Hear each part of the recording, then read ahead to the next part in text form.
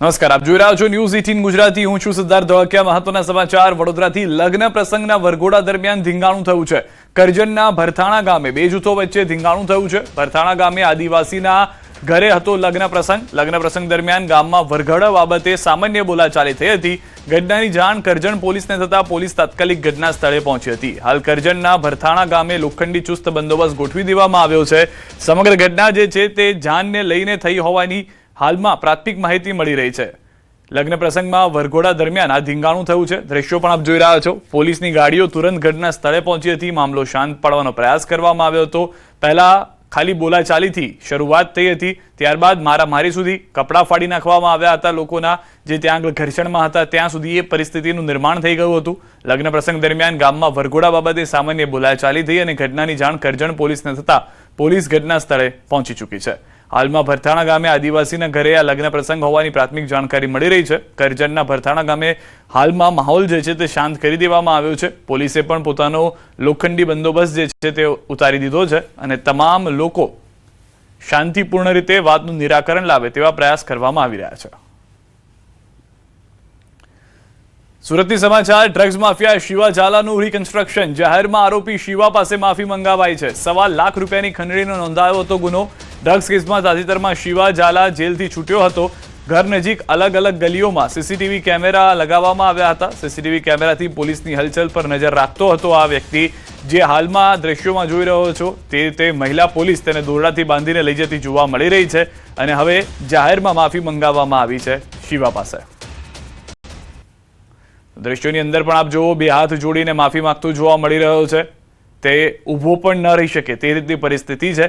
ભારે ગરમીની વચ્ચે તેનું સરઘસ કાઢવામાં આવ્યું હતું. ₹1.25 લાખ રૂપિયાની ખંડણીનો ગુનો નોંધાયો હતો.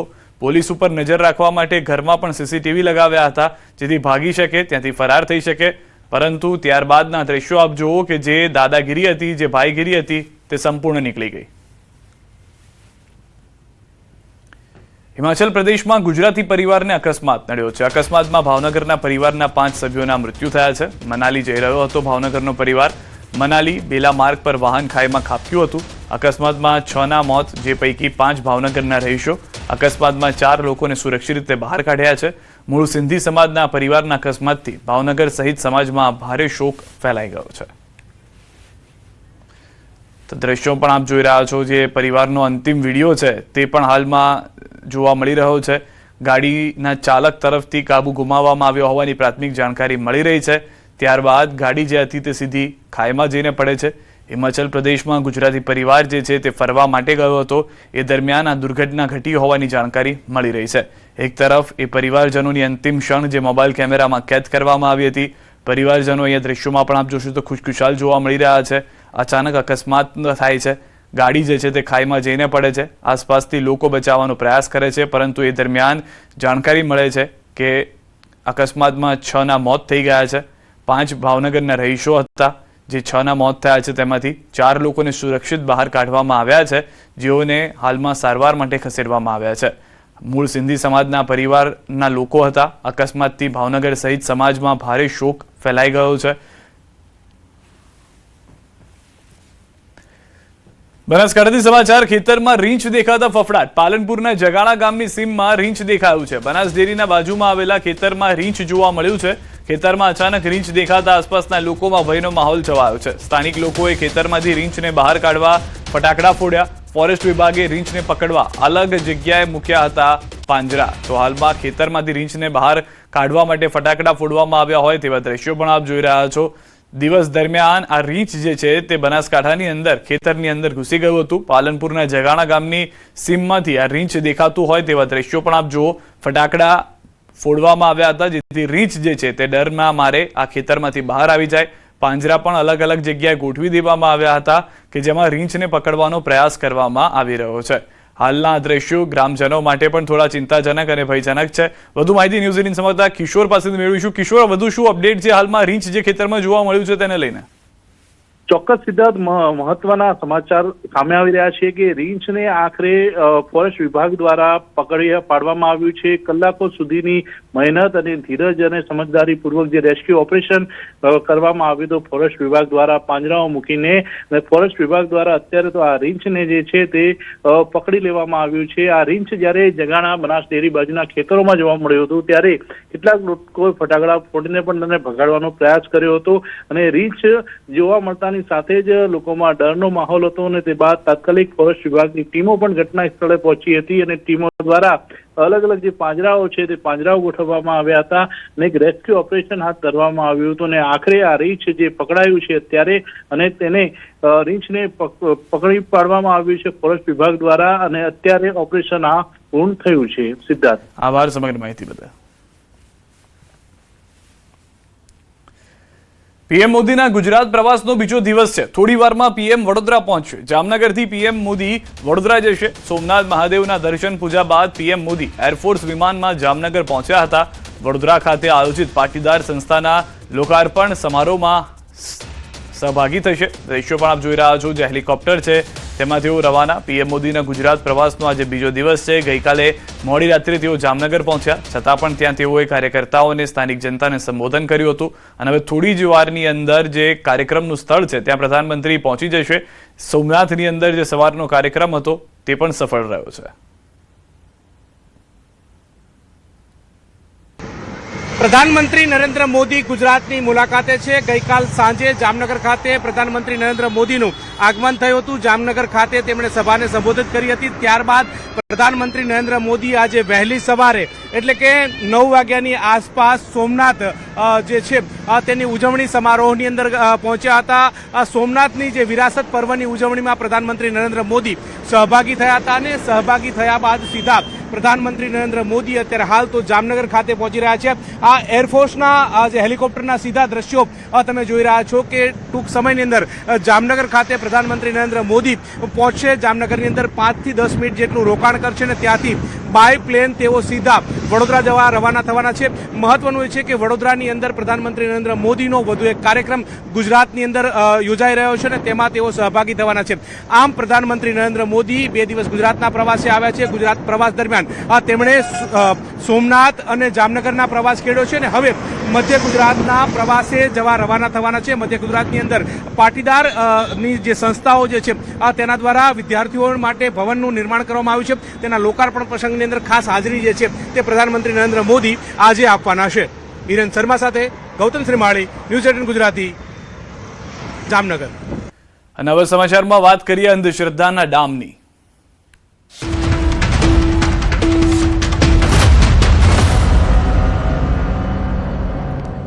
દાહોદથી સમાચાર. આધુનિક યુગમાં અંધશ્રદ્ધાનો કિસ્સો. મધ્યપ્રદેશના જાબુઆના બામન સિમતલિયા ગામના 2 મહિનાના બાળકને આપ્યો છે ડામ. બાળકને શરદી ખાંસીને કારણે શ્વાસ લેવામાં તકલીફ થતા માતા પિતા બાળકને દાહોદના જાલત ગામે ભુવા પાસે લાવ્યા. ભુવાએ દીવો સળગાવી પાતળી સોય લાલચોળ ગરમ કરી માસૂમ બાળકના નાજુક શરીર પર 4 જગ્યાએ ડામ આપ્યા. જાબુઆ પોલીસે પરિવારનું નિવેદન લઈ દાહોદના કતવારા પોલીસને જાણ કરી. કતવારા પોલીસે ભુવા વિરુદ્ધ ગુનો દાખલ કર્યો છે. બાળકને ડામ આપવા મુદ્દે પોલીસનું નિવેદન. બાળકનું તબિયત બગડે તો હોસ્પિટલ જવું પડે.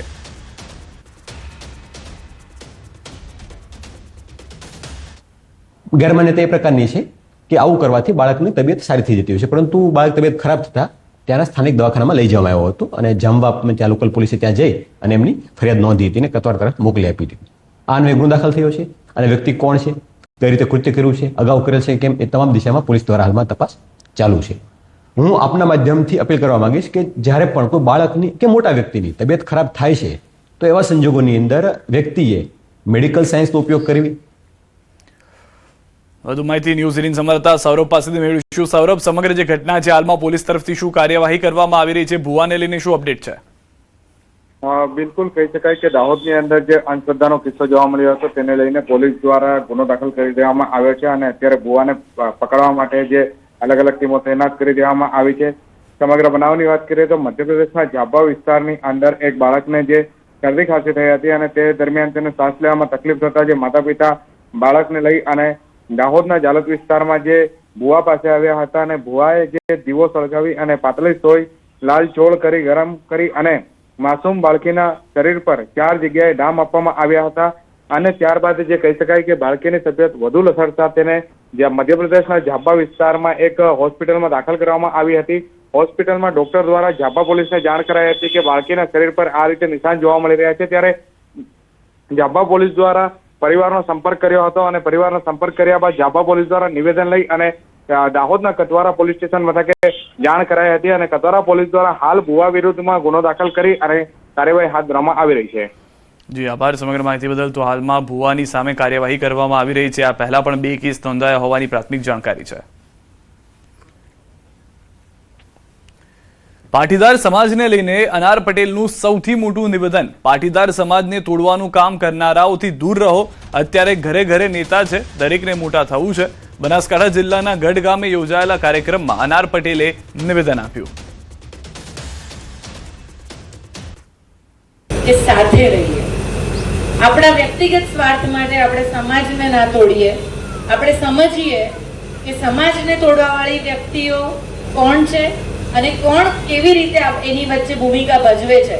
આપણે પટેલ છીએ ને એટલે થોડા બોલવામાં કડવા, બોલવામાં થોડા રાવ, ઘણીવાર વિવેક ચૂકી જઈએ કે આ બોલાય કે ના બોલાય. તો આ બધી નાની નાની વસ્તુઓ છે જે નવા જમાનામાં આપણને શીખવી પડશે. પ્રેમાળ થઈએ, પ્રેમથી વાત કરીએ ને, કોઈની બી સાથે વાત કરીએ. આ નાની નાની વસ્તુઓમાં બદલાવ આવશે ને, પહેલા સામે ઉભેલા સરદાર સૌથી વધારે ખુશ થશે, કારણ કે એના ગુણોને લેવાની વાત છે. બનાસકાંઠાથી સમાચાર. અનાર પટેલના નિવેદનમાં અનાર પટેલે સમાજ પર કર્યા આડકતરી રીતે પ્રહાર. દીકરાઓ સક્ષમ નથી એટલે દીકરી બીજા સમાજમાં જાય છે. દરેક વખતે દીકરીઓને સલાહ કેમ આપો છો? આજે તમારે ઘરમાં જે વસ્તુ બને છે, હું તો દીકરીઓને એટલું ચોક્કસ કહીશ કે આપણા માટે કેમ સલાહ આવે? આપણા જ માટે સલાહ આવે, દીકરાઓ માટે કોઈ સલાહ નહીં? કેમ દીકરો સમાજ નથી બગાડતો? આ દીકરી બીજા સમાજમાં ક્યારે જતી હશે? જ્યારે તમારા આપણા સમાજના છોકરાઓમાં એ સક્ષમતા નહીં હોય ત્યારે. હું તો ઊંધું કહું છું. લો, આપણો છોકરો દારૂ પીતો મળે, આપણો છોકરો રખડતો મળે, આપણો છોકરો કામ કરતો ના મળે, ત્યારે દીકરી કોઈ બીજા સમાજના છોકરા જોડે જતી હશે. એવું કેમ આપણે નથી માનતા? એ કેમ અંદરથી નથી આવતું? દરેક વખતે દીકરીઓને સલાહ કેમ? હું બહેન છું એટલે નથી કહેતી, પણ સમાજ 2 પૈડા સરખા હોય ને એની સાથે ચાલે. એટલે હું બહેનોને ખાસ કહીશ, તમે બહુ મોટી સંખ્યામાં આજે અહીંયા છો. બનાસકાંઠામાં એસપીજીના અધ્યક્ષ લાલજી પટેલનું નિવેદન. આંતરજ્ઞાતિય લગ્ન બાબતે લાલજી પટેલે સમાજને કરી ટકોર. સમાજની દીકરી સમાજમાં રહેવી જોઈએ. લાડકોડથી મોટી કરેલી દીકરી કોઈ અસામાજિક કે ગુંડો જોડે ભાગીને લગ્ન કરે તો બિલકુલ ચલાવી લેવામાં આવશે નહીં. કદાચ પાટીદાર સમાજ ચલાવી લેશે પણ એસપીજી ચલાવી લેશે નહીં તેવી સ્પષ્ટ ટકોર કરી. ગઢ ખાતે સરદાર પટેલની પ્રતિમાના અનાવરણ કાર્યક્રમમાં લાલજી પટેલે આપ્યું નિવેદન. આ લગ્ન નોંધણીના કાયદામાં સુધારો લાવવો જ પડશે. કેમ કે દીકરીઓને જે છેતરીને ગુંડાઓ અસામાજિક તત્વો લઈ જાય છે અને પછી જે પરિવારની હાલત થાય છે એને આપણે બચાવી શકતા નથી. અને જ્યારે અમારા એસપીજીના ભાઈઓ જ્યારે દીકરીને લાવે છે પાછી, ત્યારે દીકરીના મોઢે એક જ જવાબ હોય છે, કારણ કે સાહેબ પૂછે બોલો બેટા તારે કોને ઘેર જવું છે, ત્યારે મોટાભાગની દીકરીઓ એમ જ કહે છે મારે તો મારે હીરો જોડે જ જવું છે. સુરતના લીંબાદ વિસ્તારમાં હત્યાના આરોપી પર પોલીસ દ્વારા ફાયરિંગ કરવાનો મામલો. આરોપી લીંબાદ પાણીની ટાંકી પાસે આવેલી અવાવરૂ જગ્યાએ સંતાઈને બેઠો હતો. ઘટનાની જાણ થતાં લીંબાદ પોલીસ તાત્કાલિક સ્થળ પર પહોંચી. તે દરમિયાન આરોપીએ પોલીસના હેડ કોન્સ્ટેબલ પર ચપ્પુ વડે હુમલો કરતા પોલીસે આત્મરક્ષામાં ક્રોસ ફાયરિંગ કર્યું. લીંબાદ પીઆઈ ડીડી ચૌહાણ દ્વારા 2 રાઉન્ડ ફાયરિંગ કરવામાં આવ્યું. ઉપરાંત જે જગ્યાએ ફાયરિંગ થયું હતું ત્યાં અસામાજિક તત્વો દવામાં વપરાતા સિરપનો નશો કરતા હોવાની પણ માહિતી મળી છે અને ત્યાંથી મોટી સંખ્યામાં ખાલી બોટલો પણ મળી આવી છે.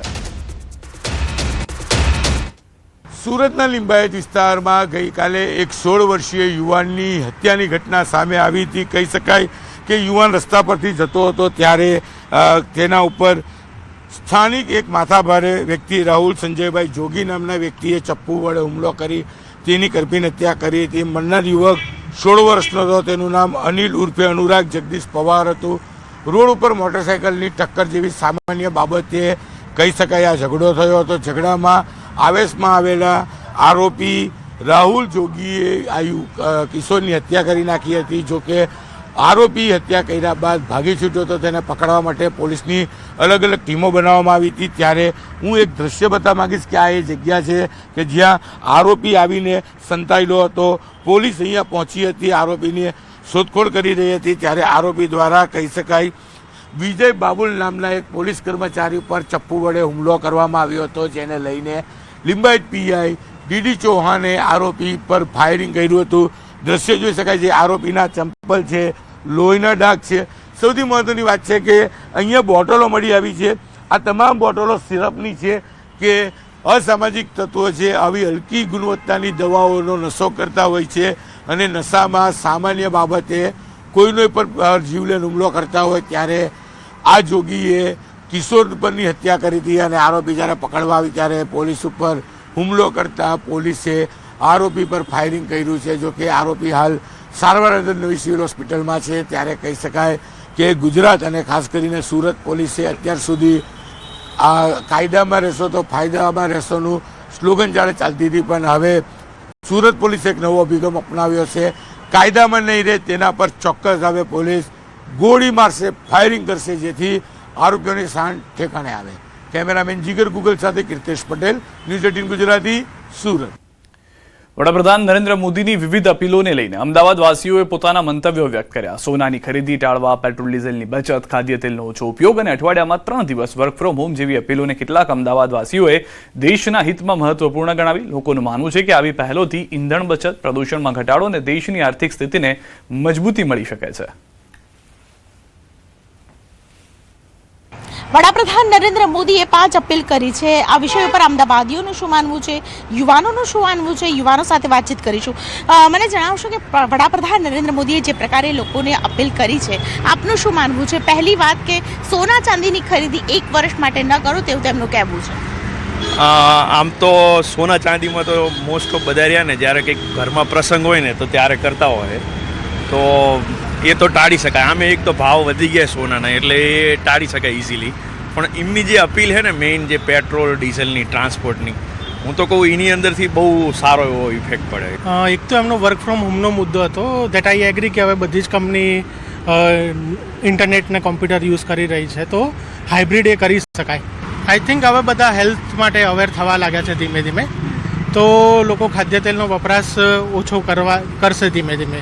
બાકી તો બધા વસ્તુ પોતપોતાની રીતે સમજી વિચારીને જ યુઝ કરતા હોય, પણ અત્યારે ટફ સિચ્યુએશન છે તો આપણે થોડુંક વધારે સમજી વિચારીને બધી વસ્તુ વાપરવી જોઈએ. ઇંધણની બચત, સોના ચાંદીની ખરીદી ટાળો, ખાદ્ય તેલનો વપરાશમાં ઘટાડો, વર્ક ફ્રોમ હોમ અને વિદેશ પ્રવાસ ટાળો, આ 5 મુદ્દાઓ જે છે તેને લઈને ખાસ કરીને વડાપ્રધાન નરેન્દ્ર મોદીએ અપીલ કરી છે. આપણે અમદાવાદીઓના મત સાંભળ્યા. અમદાવાદીઓએ જે પ્રકારે તેમના મત આપ્યા છે તેને લઈને પ્રધાનમંત્રી નરેન્દ્ર મોદીની 5 અપીલ ઉપર અમદાવાદીઓ એગ્રી થયા છે ને હવે તેઓ એ દિશામાં વિચાર પણ કરશે. કેમેરા પર્સન ઠેંગા રાઠોડ સાથે દીપિકા કુમાર, ન્યૂઝ 18 ગુજરાતી, અમદાવાદ. સુરત સિવિલ હોસ્પિટલમાં આરોગ્ય મંત્રી પ્રફુલ પાનસેરિયાની સરપ્રાઇઝ મુલાકાત બાદ પણ તંત્ર સુધરવાનું નામ લેતું હોય તેવા દ્રશ્યો જોવા મળી રહ્યા છે. ન્યૂઝ 18 ગુજરાતીની ટીમે રિયાલિટી ચેક કરતા પ્રશાસનની ખુલ્લી પોલ દ્રશ્યોમાં જોવા મળી રહી છે. પ્રવેશ દ્વાર પર જ સ્ટાફ ગાડીઓ મૂકી દીધી હોય તેવા દ્રશ્યો જોવા મળ્યા. સિક્યુરિટીના કોન્ટ્રાક્ટના માણસો કામ ઓછું અને બેસીને પગાર લેતા હોય તેવો ઘાટ જોવા મળ્યો. માત્ર 1 દિવસ સાફ સફાઈ કરી મંત્રીઓને ફોટા મોકલી પોતાની કામગીરી તંત્રે બતાવી, પણ બીજા દિવસે હાલ જે હતા તેના તેવા દ્રશ્યો જોવા મળ્યા. આરોગ્ય વિભાગના મંત્રી પ્રફુલ પાનસેરિયા અચાનક સિવિલ હોસ્પિટલની વિઝિટ લીધી અને અહીંયા પડતી તકલીફો વિશે જાણવાનો પ્રયાસ કર્યો હતો, પણ સુધરે બીજા તંત્ર સુધરવાનું નામ નથી લેતી. કરોડો રૂપિયાનો ખર્ચો કરી સિક્યુરિટી મૂકવામાં આવી છે, પણ દ્રશ્ય જોઈ શકાય છે કે ચાલવાના ફૂટપાથ ઉપર ગાડી છે, જે દર્દીઓને જવાનો પેસેજ છે ત્યાં આગળ કર્મચારીઓ ગાડી મૂકી દે છે, જેને લઈને ચાલીને જવાની જગ્યા રહેતી નથી. તમે જ્યાં જુઓ ત્યાં માત્ર ગાડીઓ છે. અહીંયા પણ દર્દીઓને બેસવા માટે બાકડા મૂકવામાં આવે છે, પણ દર્દી બેસે તો બેસે ક્યાં? કારણ કે તંત્ર સુધરવાનું નામ નથી લેતું. સિક્યુરિટી છે એ હોસ્પિટલની સિક્યુરિટી ઓછી અને કહી શકાય કે કર્મચારીઓ અને અધિકારીઓની સિક્યુરિટી કરતા હોય તેવું લાગી રહ્યું છે. એક સિક્યુરિટી જવાન ઊભો છે, આપણે એને સીધો સવાલ કરીએ કે શું સ્થિતિ છે, કારણ કે અહીંયા જોઈ શકાય છે આરએમઓ ઓફિસ છે, અહીંયા પણ જે પ્રકારની સ્થિતિ છે તે જોવા જેવી છે. આવવા જવાની કોઈ જગ્યા નથી રહેતી. કાકા, બધી ગાડીઓ કોની છે? આ બધા આપણે મિક્સર છે, સ્ટાફવાળાની બી ને આપણે પબ્લિક આવે ને એની સિવાય તો અહીંયા આ તો ચાલવાની જગ્યા છે, બેસવાની છે, મિક્સર છે કે સ્ટાફવાળા બી મૂકે ને આપણે બધું શું છે પેશન્ટ લોકો આવે સિક્યુરિટી મૂકેલી છે, તો તમે કોઈ કહેતા નથી? હવે કહીએ પણ શું સાહેબ, સાહેબ પાર્કિંગ જગ્યા જ નહીં મળે તો શું કરી, કામ મુકાવી એમ. આ તો દર્દીઓને તકલીફ પડી રહી છે. હા, બરાબર સાહેબ, તમારી વાત સાચી છે, પણ આપણે આપણે ઇન્ચાર્જ ક્યાં છે? આપણા ઇન્ચાર્જ સિક્યુરિટી અમારા હતા આપણે નવી બિલ્ડિંગમાં કિડનીમાં. એમને તમે ફરિયાદ નથી કરી કે આ તકલીફ થાય છે? હવે કહીએ પણ શું કરીએ સાહેબ, હવે જગ્યા નહીં મળે પછી બોલ, જગ્યા જરા પણ પહેલે સિક્યુરિટીને હોસ્પિટલની સિક્યુરિટી માટે મૂક્યા છે કે પાર્કિંગની વ્યવસ્થા માટે? કારણ કે જગ્યા નથી એવો એમનો જવાબ છે. ચોક્કસપણે અંધેર નગરી અને ચોપટ રાજા જેવો ઘાટ સિવિલ હોસ્પિટલમાં છે. મંત્રી સાહેબ આવીને ગયા, મિટિંગો કરીને ગયા, પણ અહીંયા તો સુધરવાનું નામ કોઈ પણ લેતું નથી. કેમેરામેન જીગર ગુગલ સાથે Kirtesh Patel, news 18 Gujarati, Surat. Reliance foundation અને ORFનો રિપોર્ટ જાહેર. 3000 ગામોમાં દાયકાના કાર્ય બાદ આત્મનિર્ભર ગામનો માર્ગ મોકળો થયો છે. રિલાયન્સ ફાઉન્ડેશન અને ઓબ્ઝર્વર રિસર્ચ ફાઉન્ડેશન દ્વારા સંયુક્ત રીતે હાથ ધરવામાં આવેલ એક વ્યાપક અભ્યાસના તારણો આજે નવી દિલ્હી ખાતે જાહેર કરવામાં આવ્યા છે. A decade of doing more, evaluating development intervention in India rural frontiers શીર્ષક હેઠળનો આ રિપોર્ટ ભારતના 4 રાજ્યોના 3000 ગામોમાં છેલ્લા 10 વર્ષમાં થયેલા પરિવર્તનને રજૂ કરે છે. આ અભ્યાસ ઓડિશા, મધ્યપ્રદેશ, આંધ્રપ્રદેશ અને ગુજરાતના રાધનપુર એમ 4 ક્લસ્ટરોમાં ફેલાયેલો છે. અંદાજે 2100 થી વધુ પરિવારોના જીવન ધોરણ અને આજીવિકામાં આવેલા ફેરફારોનું ઊંડાણપૂર્વક વિશ્લેષણ કરવામાં આવ્યું છે. સ્થાનિક સંસ્થાઓ અને સમુદાયના નેતૃત્વ હેઠળના મોડલ ગ્રામીણ ભારતને ગરીબીમાંથી બહાર લાવવા અને આત્મનિર્ભર ભારતના વિઝનને સાકાર કરવા માટે પાયારૂપ સાબિત થયા છે.